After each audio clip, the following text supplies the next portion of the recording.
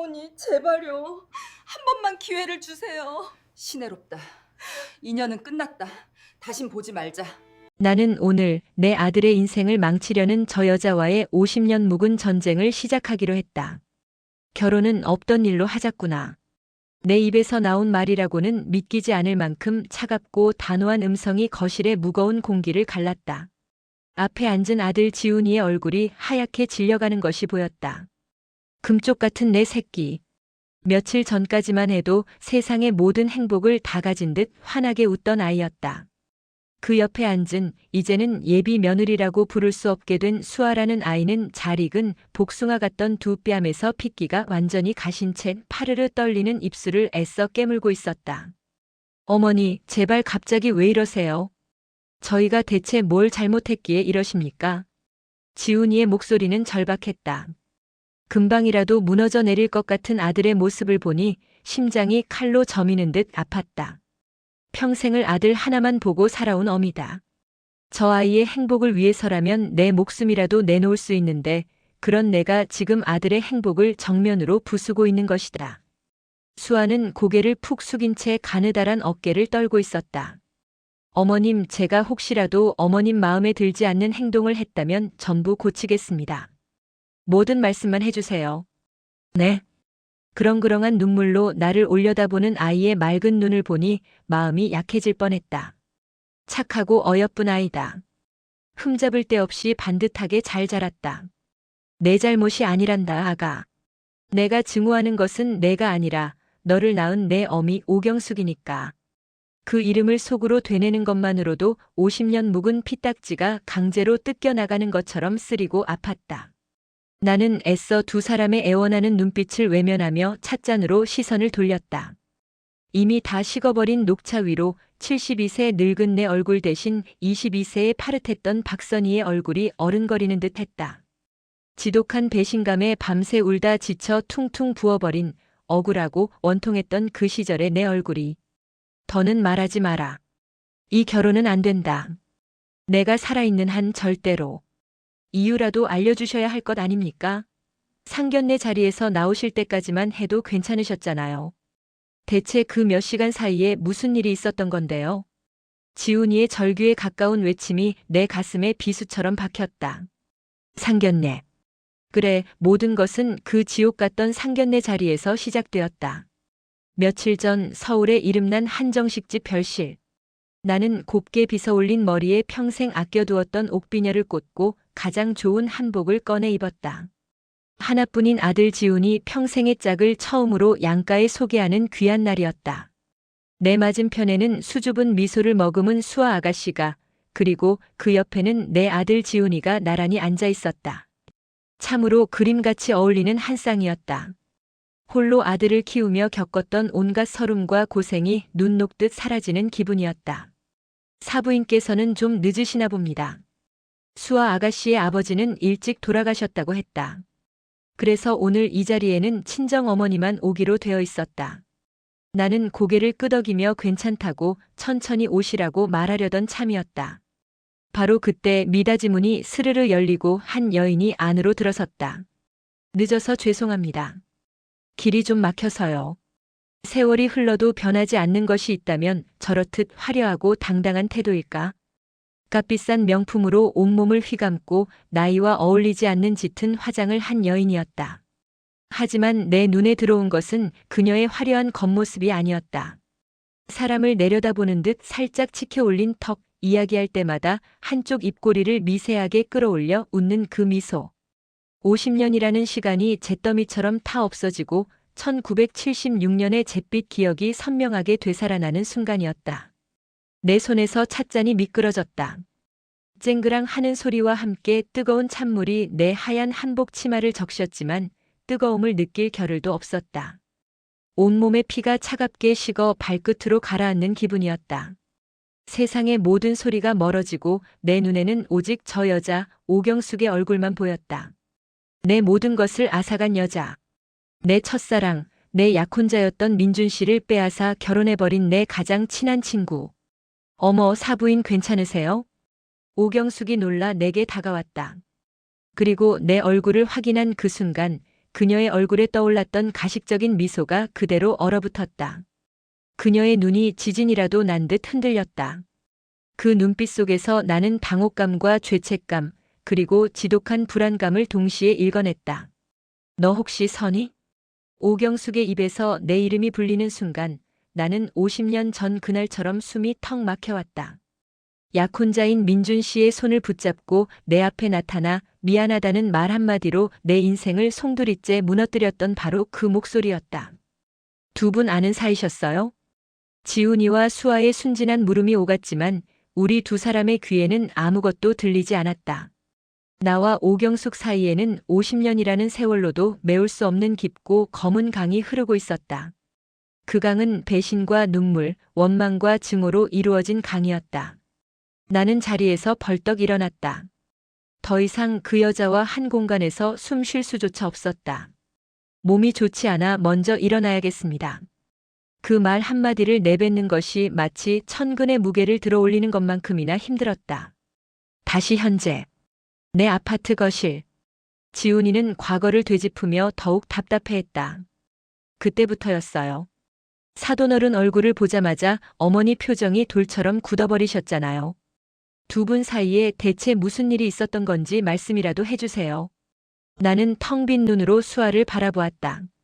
아이의 얼굴 위로 젊은 날의 오경숙의 얼굴이 겹쳐 보였다. 교활하고 이기적이었던 그 미소. 나는 그 미소 때문에 내 인생의 가장 빛나던 시절을 잃고 50년이 지난 지금까지도 가슴속에 응어리를 안고 살고 있었다. 그런 여자의 딸을 내가 며느리로 들릴 수 있을까? 매일같이 얼굴을 마주하고 사돈이라 부르며 웃을 수 있을까? 불가능한 일이다. 그것은 내 지난 세월에 대한 모독이며 내 상처에 대한 기만이다. 수아가 무릎걸음으로 내게 다가와 바짓가랑이를 붙잡았다. 어머님 제발요, 저희 정말 사랑해요. 저희 어머니가 어머님께 혹시 큰 잘못을 저지르셨다면 제가 대신 평생 속죄하며 살겠습니다. 제발 지훈 씨와 헤어지게만 하지 말아주세요. 아이의 눈에서 투명한 눈물이 뚝뚝 떨어져 내 손등 위로 번졌다. 뜨거운 눈물이었다. 하지만 그 눈물도 내 가슴 속에 50년간 얼어붙어 있던 증오를 녹이기엔 역부족이었다. 나는 차갑게 수아의 손을 뿌리치며 말했다.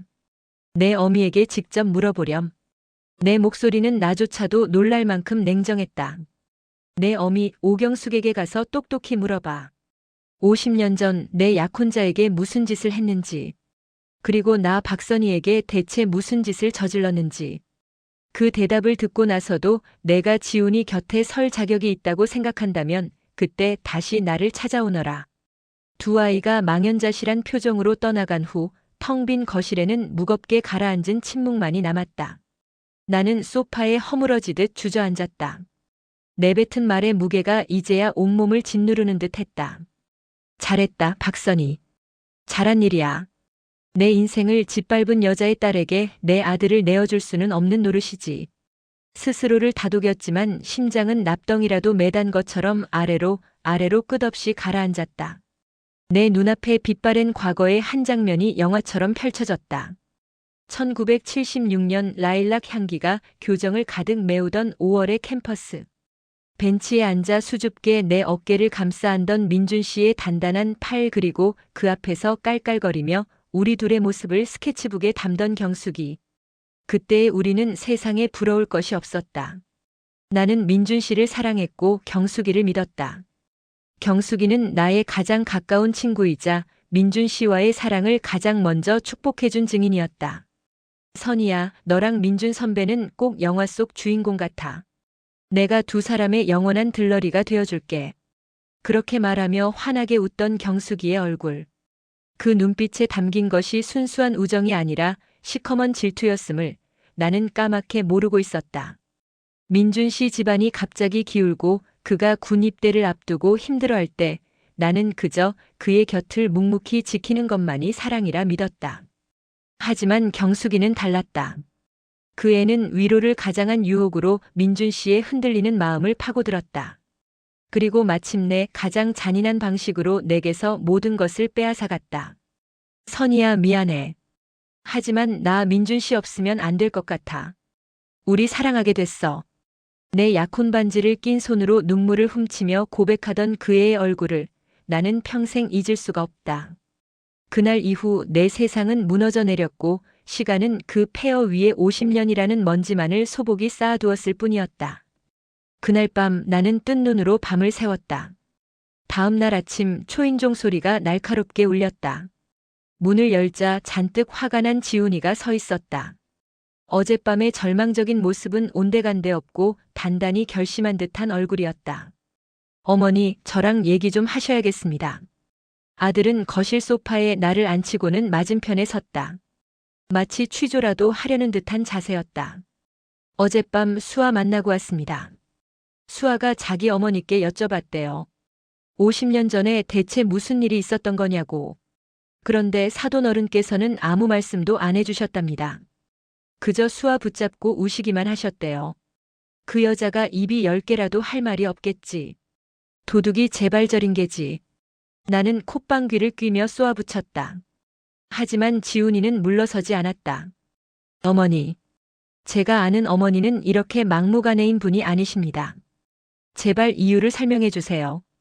어머니의 과거 상처 때문에 어떻게 제 미래를 전부 포기하라고 하실 수 있습니까? 제가 사랑하는 사람입니다. 어머니가 반대하시는 이유를 납득할 수 없다면 저는 어머니를 등지고서라도 이 결혼 진행할 겁니다. 아들의 입에서 나온 어머니를 등지고서라도라는 말이 내 심장을 꿰뚫었다.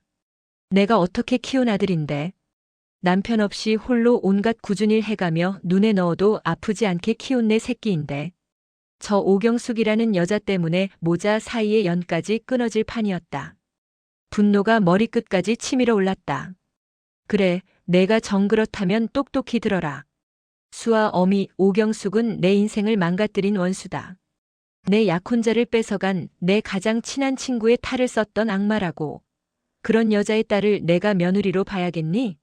매일 얼굴 마주하며 웃어야 하냐고. 차라리 내 눈에 흙이 들어가는 게 낫지. 그 꼴은 절대 못 본다. 내 절규의 지훈이는 충격을 받은 듯 한동안 말을 잇지 못했다. 아들의 얼굴에 실망과 혼란 그리고 일말의 동정심이 복잡하게 뒤섞여 스쳐 지나갔다. 아들은 깊은 한숨을 내쉬더니 지친 목소리로 말했다. 어머니 심정은 알겠습니다. 하지만 그건 어머니와 사돈어른 두 분의 과거일 뿐입니다. 저와 수아는 아무 잘못도 없지 않습니까? 50년 전의 일로 저희의 사랑이 재단받아야 할 이유는 없습니다. 시간을 좀 갖겠습니다. 어머니도 다시 한번 생각해 주세요. 지훈이는 그 말을 남기고 싸늘하게 집을 나섰다. 쾅 하고 닫히는 현관문 소리가 마치 나와 아들 사이에 거대한 벽이 세워지는 소리처럼 들렸다. 나는 그 자리에 얼어붙은 채 아들이 사라진 빈 공간을 하염없이 바라보았다. 내 편은 아무도 없었다. 이 지독한 상처와 배신감을 이해해주는 사람은 이 세상에 나 하나뿐이었다. 며칠이 지났다. 지훈이에게서는 연락 한 통 없었다. 아마 수아라는 아이와 함께 내 마음을 돌릴 방법을 의논하고 있겠지. 괘씸한 마음과 서운한 마음이 파도처럼 밀려와 나를 잠식했다. 그러던 어느 날 오후 현관문 너머로 익숙하면서도 듣고 싶지 않은 목소리가 들려왔다. 형님, 저 경숙이에요. 잠깐 뵐 수 있을까요? 오경숙이었다. 나는 문을 열어줄 생각이 없었지만 그 여자는 끈질기게 문을 두드렸다. 결국 내가 문을 열자 오경숙은 며칠 전보다 훨씬 수척해진 얼굴로 서 있었다. 할 얘기 없으니 돌아가. 선이야, 제발. 이렇게 얘기 좀 하자. 우리 아이들 이대로 파혼시킬 수는 없잖아. 내 이름을 부르는 그 목소리가 소름 끼치게 싫었다. 나는 거실로 들어와 소파에 앉았고 경숙이는 내 앞에 무릎을 꿇었다. 선이야, 내가 정말 잘못했어. 50년 전 그 일 평생 너한테 죄 짓는 마음으로 살았어. 염치 없는 거 알지만 제발 우리 수아만은 미워하지 말아줘. 그 아이는 정말 아무것도 몰라. 지훈이 정말 많이 사랑한단 말이야. 이제 와서 그런 말이 무슨 소용이야? 내가 내 인생을 어떻게 망쳐놨는지 잊었어? 넌 내 모든 걸 짓밟고도 내 딸 앞세워서 또다시 내 앞에 나타났어. 내가 인간이긴 하니? 내 모진 말에 경숙이의 눈에서 눈물이 주르륵 흘러내렸다. 하지만 그 눈물에도 내 마음은 조금도 움직이지 않았다. 악어의 눈물. 50년 전에도 저런 얼굴로 나를 기만했었다. 내가 다 아는 게 전부가 아니야, 선이야. 그때 나도 어쩔 수가 없었어. 경숙이가 갑자기 소리쳤다. 나는 어이가 없어서 실소를 터뜨렸다. 어쩔 수가 없었다고.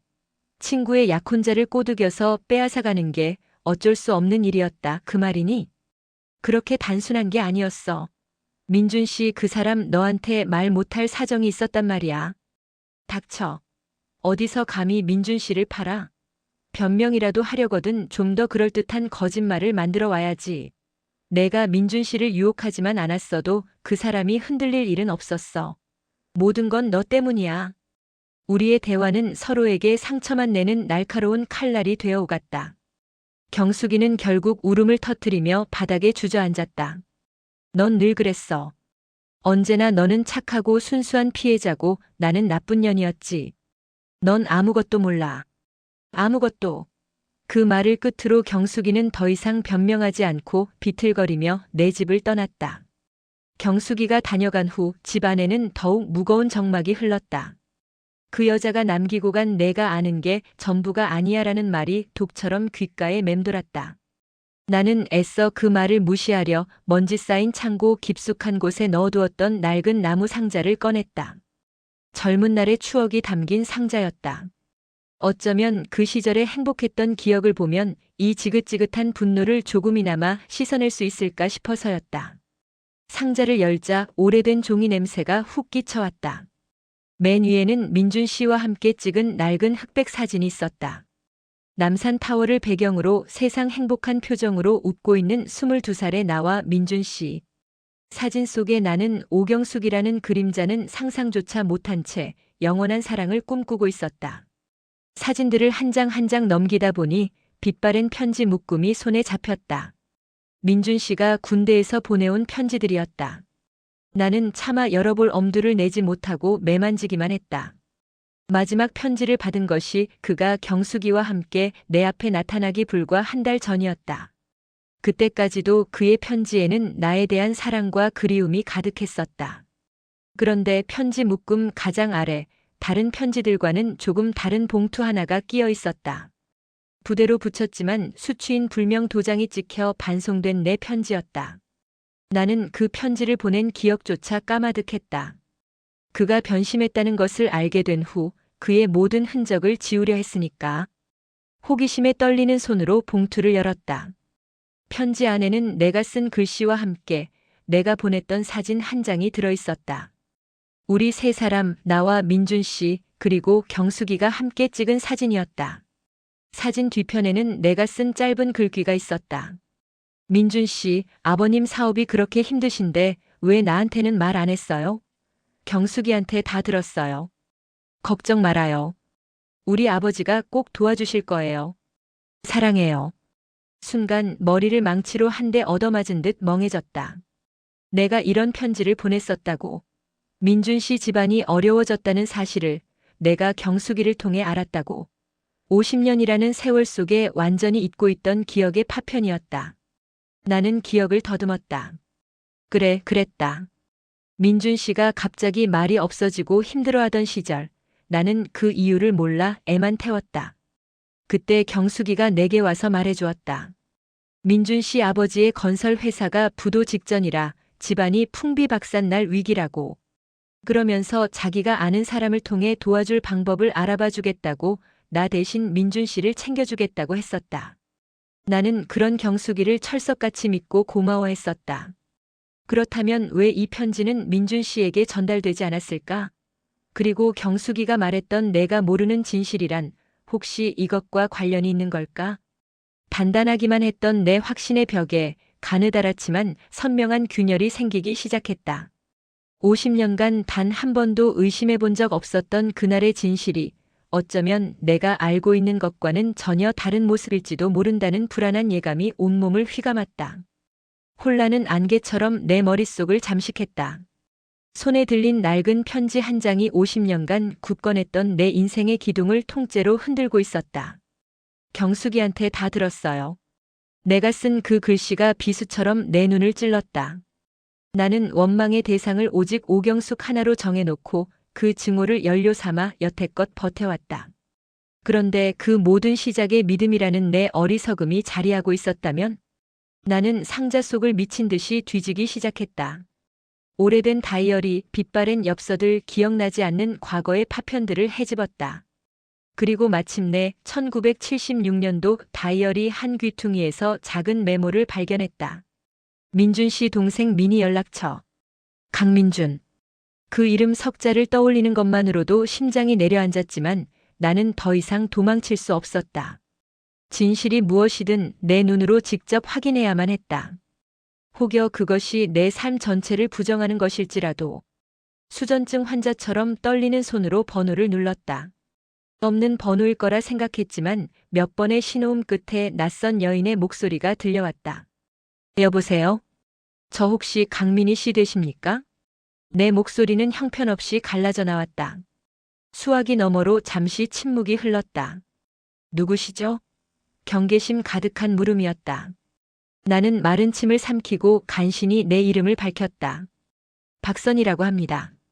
아주 오래전 오빠 되시는 민준 씨와. 박선이 언니요? 미니 씨의 목소리가 놀라움으로 가득 찼다. 50년의 세월을 뛰어넘어 우리는 그렇게 연결되었다. 그녀는 잠시 망설이는 듯 했지만 이내 만나자는 나의 제안을 수락했다. 우리는 다음 날 그녀의 집 근처 조용한 찻집에서 보기로 했다. 약속 장소에 먼저 도착한 나는 창밖만 하염없이 바라보았다. 심장이 터질 것처럼 뛰었다. 잠시 후 희끗희끗한 머리를 단정하게 빗어넘긴 민준 씨의 얼굴이 희미하게 남아있는 여인이 찻집 안으로 들어섰다. 강민희 씨였다. 그녀는 나를 금방 알아보고는 씁쓸한 미소를 지으며 다가와 앉았다. 오랜만이에요, 언니. 이렇게 뵙게 될 줄은 몰랐네요. 세월이 많이 흘렀지요. 어색한 인사 후 무거운 침묵이 우리 사이에 내려앉았다. 무슨 말부터 꺼내야 할지 몰라 입술만 달싹이는데 미니 씨가 먼저 입을 열었다. 오빠 일 때문에 오셨지요? 사실 언젠가 한 번은 언니를 찾아가야겠다고 생각했었어요. 오빠의 마지막을 제대로 알려드려야 한다는 빚진 마음이 늘 있었거든요. 나는 고개를 들고 그녀의 눈을 똑바로 바라보았다. 민준 씨 마지막이요? 미니 씨는 찻잔을 들어 한 모금 마시더니 아주 먼 과거를 꺼내놓기 시작했다. 그때 저희 집 정말 어려웠어요. 아버지 건설 회사가 하루아침에 무너졌죠. 집에는 매일같이 빚쟁이들이 찾아왔고 집안 곳곳에 빨간 딱지가 붙었어요. 오빠는 장남이라는 책임감 때문에 군대에서도 잠 한숨 편히 못 잤어요. 매일같이 아버지께 편지를 쓰며 어떻게든 회사를 살려보려고 애썼지만 방법이 없었죠. 그녀의 이야기는 내가 어렴풋이 기억하던 사실과 일치했다. 나는 숨을 죽인 채 다음 말을 기다렸다. 그러던 어느 날 오경숙 언니 아버님, 그러니까 그 당시 꽤 큰 기업을 하시던 오 사장님께서 저희 아버지를 찾아오셨어요. 그리고는 거래를 제안하셨죠. 미니 씨의 목소리가 살짝 떨렸다. 회사를 살려주겠다. 모든 빚을 갚아주겠다. 대신 오빠를 자기 딸 경숙이와 결혼시키라고요. 오 사장님은 외동딸이었던 경숙 언니를 무척 아끼셨는데 그때 경숙 언니가 오빠를 마음에 품고 있다는 걸 알고 계셨던 거예요. 아버지와 오빠는 당연히 말도 안 되는 소리라며 거절했죠. 오빠에게는 언니가 있었으니까요. 나는 마른 주먹을 꽉 쥐었다. 심장이 쿵, 쿵, 쿵 발밑까지 울리는 것 같았다. 하지만 상황은 점점 나빠졌어요. 어머니는 충격으로 쓰러지셨고 아버지는 술로 밤을 지새우셨죠. 빚쟁이들은 학교까지 찾아와 저를 괴롭혔어요. 오빠는 휴가를 나와 그 모든 참상을 직접 봤어요. 그날 밤 오빠가 아버지 방문 앞에서 무릎 꿇고 우는 소리를 들었어요. 아버지, 제가 잘못했습니다. 제가 결혼하겠습니다. 그러니 제발 우리 가족 좀 살려주십시오 하고요. 미니 씨의 눈에 눈물이 고였다. 오빠는 언니를 너무나 사랑했어요. 그래서 언니에게만큼은 이 추악한 현실을 보여주고 싶지 않아 했어요. 언니 집안에 손을 벌리는 건 자존심이 허락하지 않았고 무엇보다 사랑하는 여자를 자기 집안의 불행 속으로 끌어들이고 싶지 않았던 거예요. 오빠는 언니가 자신을 깨끗하게 잊고 더 좋은 사람을 만나 행복해지길 바랐어요. 그래서 악역이 되기로 결심한 거죠. 악역? 네. 언니가 오빠를 원망하고 미워해서 2번 다시 돌아보지 않게 만들려고요. 그래서 일부러 경숙 언니와 함께 언니 앞에 나타났던 거예요. 사랑이 변했다는 잔인한 거짓말로 언니 마음에 대못을 박으면서요. 오빠는 그날 이후로 단 한 번도 웃지 않았어요. 경숙 언니와의 결혼 생활 내내 오빠는 술에 취하면 늘 언니 이름만 불렀어요. 선이야 미안하다 미안하다 하면서요. 내 세상이 무너져 내리는 소리가 들렸다. 배신인 줄 알았던 그의 행동이 나를 위한 지독한 사랑이었다니. 나를 버린 게 아니라 지키려고 했던 것이라니. 그럼 이 편지는? 나는 떨리는 손으로 가방에서 반송된 편지를 꺼내 보여주었다. 미니 씨는 편지를 보자마자 금방이라도 울음을 터뜨릴 것 같은 얼굴이 되었다. 이건 경숙 언니가 중간에서 가로챈 게 분명해요. 오빠는 휴가 나온 이후로 부대에 복귀하지 않았어요. 결혼 준비 때문에 의가사 제대를 했거든요. 아마 경숙 언니는 언니가 모든 사실을 알고 도와주려 한다는 걸 알게 될까봐 두려웠을 거예요. 언니가 나타나면 오빠의 결심이 흔들릴 테니까요. 그래서 언니의 편지를 받지 못하게 막았던 거겠죠. 민준 씨는 어떻게 됐나요? 그 후로. 차마 입이 떨어지지 않았지만 나는 물어야만 했다. 미니 씨는 눈을 감았다가 천천히 떴다. 그 눈 속에는 깊이를 알 수 없는 슬픔이 담겨 있었다. 오빠는 결혼하고 5년 만에 세상을 떠났어요. 과속으로 달리던 트럭의 교통사고였죠. 하지만 저는 알아요. 그건 사고가 아니었어요. 오빠는 스스로 삶을 놓아버린 거예요. 언니 없이 사는 지옥 같은 시간을 더는 견딜 수 없었던 거죠. 유품을 정리하다가 오빠의 낡은 지갑 속에서 닳고 다른 언니 사진을 발견했어요. 마지막 순간까지 오빠 마음속에는 언니뿐이었던 거예요. 더 이상 아무 소리도 들리지 않았다. 50년간 나를 지탱해온 증오와 원망의 기둥이 산산조각 나며 그 자리에 거대한 슬픔의 구멍이 뚫렸다. 내가 증오했던 것은 민준 씨의 배신이 아니었다.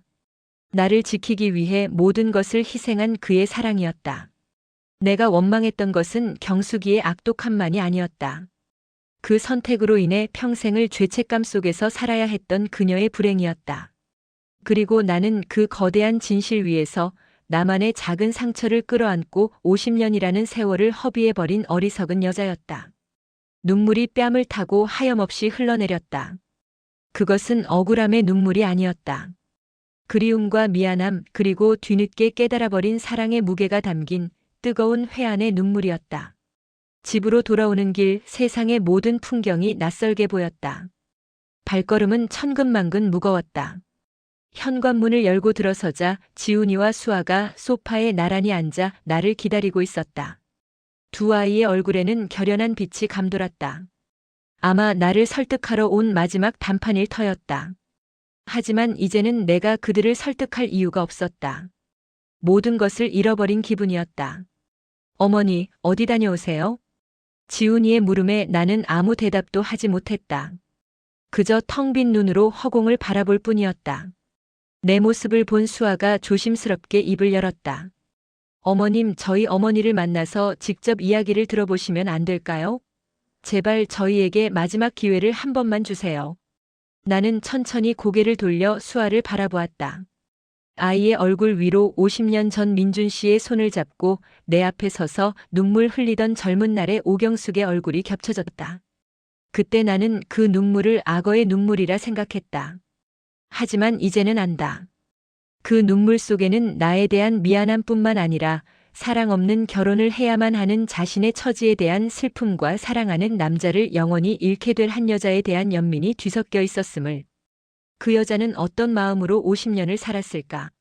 사랑하지 않는 남자의 아내가 되어 그가 매일 밤 다른 여자의 이름을 부르는 것을 들으며 어떤 심정으로 잠이 들었을까? 평생을 죄인처럼 그렇게 살아왔을까? 나는 지친 목소리로 말했다. 만나자고 하거라. 다음 날 저녁 수아가 일하는 갤러리에서 우리는 다시 마주했다. 문 닫은 갤러리 안은 고요했고 벽에 걸린 추상화들이 우리의 복잡한 심경을 대신 보여주는 듯했다. 나와 경숙이는 테이블을 사이에 두고 앉았고 지훈이와 수아는 조금 떨어진 곳에서 우리를 지켜보고 있었다. 나는 말없이 가방에서 반송된 편지를 꺼내 경숙이 앞으로 밀어놓았다. 경숙이는 편지를 보는 순간 온몸이 그대로 굳어버렸다. 파랗게 질린 얼굴로 편지와 나를 번갈아 보던 그녀의 눈동자가 심하게 흔들렸다. 이걸 어떻게? 어제 미니 씨를 만났어. 내 나지막한 한마디에 경숙이의 무표정했던 얼굴이 와르르 무너져 내렸다. 그녀는 두 손으로 얼굴을 감싸 쥐고 흐느끼기 시작했다. 50년간 굳게 닫아두었던 비밀의 수문이 마침내 터져버린 것이다. 그래, 다 알게 됐구나. 결국 이렇게 다 알게 됐어. 경숙이는 한참을 울먹이다 고개를 들었다. 짙은 화장 위로 눈물 자국이 선명했다. 미안해, 선이야, 정말 미안해. 이 편지 내가 중간에서 찢어버리려고 했어. 내가 민준 씨 집안 사정을 알게 되면 무슨 수를 써서라도 도우려 할 테고, 그렇게 되면 그 사람 절대 널 떠나지 못할 테니까. 그래서 내가 왜 말하지 않았니? 왜 그때 나한테 모든 걸 사실대로 말하지 않았어, 경수가. 내 목소리가 터져나왔다. 그것은 더 이상 증오 섞인 절규가 아니었다. 가장 믿었던 친구에 대한 너무나 늦어버린 원망이었다. 말할 수 없었어. 민준 씨가 그 사람이 나한테 신신당부를 했어. 너한테는 절대로 진실을 말하지 말라고. 자기를 증오하게 만들어서라도 내가 빨리 자기를 잊고 행복해지게 만들어달라고. 그게 자기가 너한테 해줄 수 있는 마지막 사랑이라고 했어. 나는 그 사람을 사랑했으니까. 그 사람의 마지막 부탁을 들어줄 수밖에 없었어. 경숙이의 고백은 계속되었다. 사랑 없는 결혼 생활, 매일 밤 술에 취해 내 이름을 부르던 민준 씨, 그리고 그를 바라보며 죄책감과 질투심에 불타야 했던 자신의 지옥 같았던 시간들. 그녀의 삶 역시 폐허이기는 마찬가지였다. 나는 평생을 속죄하는 마음으로 살았어, 선이야. 그래서 내 딸 수아만큼은 나처럼 살게 하고 싶지 않았어. 돈이나 조건이 아니라 정말 서로 사랑하는 사람 만나서 행복하게 만들어주고 싶었어. 그런데 하필 그 아이가 사랑한 사람이 내 아들일 줄은 꿈에도 몰랐어. 이건 하늘이 내게 내리는 벌이라고 생각했어. 모든 진실이 밝혀진 공간에는 네 사람의 침묵과 숨죽인 울음소리만이 가득했다. 지훈이와 수아는 창백한 얼굴로 자신들의 사랑이 얼마나 깊고 슬픈 비극 위에 서 있었는지를 깨닫고 있었다. 나는 자리에서 일어나 경숙이에게 다가갔다. 그리고 흐느끼는 그녀의 어깨를 가만히 감싸 안았다. 경숙이는 내 품에 안겨 어린아이처럼 서럽게 울었다. 50년이라는 길고 긴 세월 동안 우리는 서로를 원망하고 미워하며 각자의 지옥 속에 갇혀 살았다. 우리는 가해자도 피해자도 아니었다. 그저 엇갈린 운명 앞에서 서로에게 상처를 낼 수밖에 없었던 가여운 젊은 날의 우리였을 뿐이다. 내 눈에서도 뜨거운 눈물이 흘러내렸다. 민준 씨를 향한 그리움의 눈물이었고 경숙이를 향한 연민의 눈물이었으며 허망하게 흘려보낸 우리들의 청춘을 위한 애도의 눈물이었다. 한참 후 울음을 그친 경숙이가 붉어진 눈으로 나를 올려다보았다. 나는 그녀의 눈을 마주보며 아주 오랫동안 내 마음속을 맴돌았던, 그러나 차마 입 밖으로 꺼내지 못했던 말을 건넸다. 우리 참 어리석었다. 그렇지? 경숙이는 말없이 고개를 끄덕였다. 그렁그렁한 눈물 속에서 희미한 미소가 번졌다. 그것은 50년 만의 진정한 화해였다. 완벽한 용서는 아닐지라도 서로의 아픔을 보듬는 이해의 시작이었다. 나는 고개를 돌려 서로의 손을 꼭 잡고 눈물을 흘리고 있는 지훈이와 수아를 바라보았다. 저 아이들은 우리처럼 어리석은 길을 걷게 해서는 안 된다. 우리의 과거가 저 아이들의 미래를 발목 잡게 할 수는 없다. 나는 아이들을 향해 손짓했다. 그리고 내 옆 경숙이의 옆자리를 손으로 가리켰다. 과거의 상처와 현재의 사랑이 마침내 한자리에 모여 앉는 순간이었다. 차가운 갤러리의 공기 속에서 나와 경숙이의 울음소리는 서서히 잦아들었다. 50년이라는 까마득한 세월의 무게가 비로소 우리 어깨 위에서 조금은 가벼워지는 듯 했다. 서로를 부축하듯 일으켜 세운 우리는 퉁퉁 부은 눈으로 말없이 서로를 바라보았다. 더 이상 그 눈빛 속에는 칼날 같은 증오나 얼음장 같은 경계심이 없었다. 대신 긴 터널을 함께 빠져나온 동지에게서나 볼 수 있을 법한 지독한 피로감과 희미한 연대감이 자리하고 있었다. 우리의 모습을 숨죽여 지켜보던 지훈이와 수아가 조심스럽게 다가왔다. 두 아이의 얼굴은 눈물로 얼룩져 있었지만 그 표정은 상견례 이후 처음으로 평온해 보였다. 수아는 말없이 경숙의 손을 잡았고 지훈이는 내 곁으로 다가와 가만히 내 어깨를 감싸 안았다. 따뜻한 아들의 체온이 스며들자 나는 비로소 내가 얼마나 오랫동안 외롭고 차가운 갑옷을 입고 버텨왔는지를 깨달았다. 아들의 손길 하나에 그 단단했던 갑옷이 소리 없이 녹아내리는 기분이었다. 어머니. 지훈이가 나지막이 나를 불렀다. 나는 고개를 끄덕이는 것으로 대답을 대신했다. 수많은 말이 오갈 필요가 없었다. 우리의 침묵은 그 어떤 웅변보다도 더 많은 것을 이야기하고 있었다. 비극적인 과거의 진실, 엇갈린 운명, 그리고 그 모든 것을 뛰어넘으려는 자식들의 사랑까지. 이 고요한 갤러리 안에서 모든 것이 이해되고 또 용서받고 있었다. 먼저 입을 연 것은 경숙이었다. 쉰 목소리로 하지만 단호하게 말했다. 우리 아이들 결혼시켜요, 선희 씨. 선희 씨라는 호칭이 낯설면서도 아프게 귓가를 파고들었다. 우리는 더 이상 서로의 이름을 부르던 친구가 아니었고 그렇다고 사부인이라 부르기엔 아직 어색한 사이였다. 그 어정쩡한 호칭 속에 우리의 기구한 관계가 고스란히 담겨 있었다. 나는 경숙이를 그리고 내 아들과 수아를 차례로 둘러보았다. 이 아이들의 행복을 위해 시작된 싸움이었다. 그리고 이제 이 아이들의 행복을 위해 이 싸움을 끝내야 할 시간이었다. 나는 천천히 하지만 분명하게 고개를 끄덕였다. 그래요. 시켜야지. 우리 때문에 아이들 앞길을 막을 수는 없지. 내 허락이 떨어지는 순간 수아의 얼굴에 비로소 안도의 미소가 번졌다. 아이는 내게 다가와 깊이 고개를 숙였다. 감사합니다, 어머님. 정말 감사합니다. 나는 말없이 아이의 등을 토닥여 주었다. 이 착한 아이의 얼굴 위로 더 이상 오경숙의 그림자를 겹쳐보지 않기로 마음먹었다. 이 아이는 그저 내 아들이 사랑하는 여자 이수아일 뿐이었다. 그날 밤 우리는 갤러리 근처의 작은 찻집으로 자리를 옮겼다. 따뜻한 찻잔을 앞에 두고 누구도 쉽사리 50년 전의 이야기를 다시 꺼내지는 않았다. 다만 경숙이가 민준 씨의 삶이 얼마나 고독하고 아팠는지에 대해 두서없이 이야기했고 나는 그가 떠난 후 아들 지훈이를 키우며 보냈던 내 삶의 단편들을 조용히 들려주었다. 그것은 변명도 하소연도 아니었다. 서로의 상처를 확인하고 그 깊이를 가늠하며 더 이상은 아프지 말자고 건네는 무언의 위로와 같았다. 지훈이와 수아는 말없이 어른들의 이야기를 들으며 자신들이 이어가야 할 사랑의 무게가 얼마나 무거운 것인지를 가슴에 새기고 있었다. 집으로 돌아오는 길 지훈이가 운전하는 차창 밖으로 서울의 야경이 스쳐 지나갔다. 나는 문득 50년 전 오늘과 똑같은 밤하늘 아래서 얼마나 다른 꿈을 꾸고 있었는지를 생각했다. 모든 것을 잃었다고 생각했던 폐허 위에서 나는 아들이라는 새로운 희망을 키워냈고 그 희망이 오늘 나를 구원한 것이다. 그 후 며칠간 나와 경숙이는 조심스럽게 연락을 주고받았다. 통화의 내용은 대부분 아이들의 결혼 준비에 관한 실무적인 이야기들이었다. 예식장은 어디로 할지, 예단은 어떻게 할지. 사무적인 대화 속에서 우리는 서로에게 다가갈 안전한 거리를 찾고 있었다. 감정이 앞섰던 과거를 반복하지 않으려는 어른들의 서투른 노력인 셈이었다. 어느 날 오후 나는 창고 깊숙한 곳에 넣어두었던 낡은 나무 상자를 다시 꺼냈다. 상자 안에는 민준 씨의 흔적이 고스란히 남아 있었다. 나는 더 이상 그를 배신자로 기억하지 않았다. 나를 지키기 위해 자신의 모든 것을 희생했던 세상에서 가장 어리석고 고결했던 사람.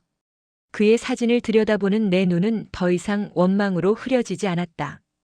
대신 깊은 그리움과 연민이 차올랐다. 사진 속에서 그는 언제나처럼 환하게 웃고 있었다. 그 웃음 뒤에 얼마나 큰 고통을 숨기고 있었을까. 나는 그의 사진을 가슴에 품고 한참을 울었다. 50년 만에 터져나온 진짜 이별의 눈물이었다. 실컷 울고 나니 마음 한구석에 묵직하게 자리 잡고 있던 응어리가 조금은 풀리는 듯 했다. 그때 전화벨이 울렸다. 경숙이었다. 선희 씨 혹시 주말에 시간 괜찮아요? 무슨 일인데요? 저 민준 씨한테 한번 같이 가주지 않을래요? 이제는 선희 씨도 그 사람 편히 보내줘야 할 것 같아서요. 그리고 아이들 결혼한다고 정식으로 인사도 드리고 싶고. 수화기 너머로 들려오는 경숙이의 목소리는 조심스러웠지만 그 안에는 진심이 담겨 있었다. 나는 잠시 망설였다. 내가 그 사람의 무덤 앞에 설 자격이 있을까? 하지만 이내 마음을 굳혔다. 이것은 내가 통과해야만 하는 마지막 관문이었다. 과거를 온전히 마주하고 그를 내 마음속에서 편히 놓아주어야만 나도 아이들도 앞으로 나아갈 수 있을 터였다. 갈게요. 같이 가요. 약속한 주말 경숙이가 운전하는 차를 타고 우리는 교회의 한적한 공원 묘지로 향했다. 차 안에는 어색한 침묵이 흘렀다. 라디오에서는 낡은 팝송이 나오고 있었지만 우리의 귀에는 들리지 않았다. 창밖으로는 계절이 바뀌어가는 풍경이 빠르게 지나갔다. 50년 전 우리가 함께 기차를 타고 여행을 떠났던 그 시절처럼 묘역은 따스한 가을 햇살 아래 평화로워 보였다. 경숙이는 익숙한 걸음으로 앞장섰고 나는 그 뒤를 따랐다. 마침내 잔디가 곱게 입혀진 작은 봉분 앞에 섰다. 강민준의 묘. 비석에 새겨진 이름 석자를 보는 순간 나는 숨을 멈췄다. 사진으로만 보던 그의 마지막 안식처였다. 경숙이는 준비해온 소주 한 병과 작은 잔 그리고 마른 안주를 꺼내 묘 앞에 정갈하게 차려놓았다. 그리고는 잔에 술을 가득 따라 올렸다. 여보, 나왔어요. 그리고 아주 귀한 손님 모시고 왔어. 경숙이는 봉분을 향해 나지막이 속삭였다. 그녀는 잠시 말을 멈추고 나를 돌아보았다. 그 눈빛은 이제 당신 차례라고 말하고 있었다. 나는 들고 온 하얀 국화꽃 다발을 묘비 앞에 조심스럽게 내려놓았다. 손끝이 파르르 떨려왔다. 나는 봉분을 향해 천천히 무릎을 꿇고 앉았다. 무슨 말을 해야 할까?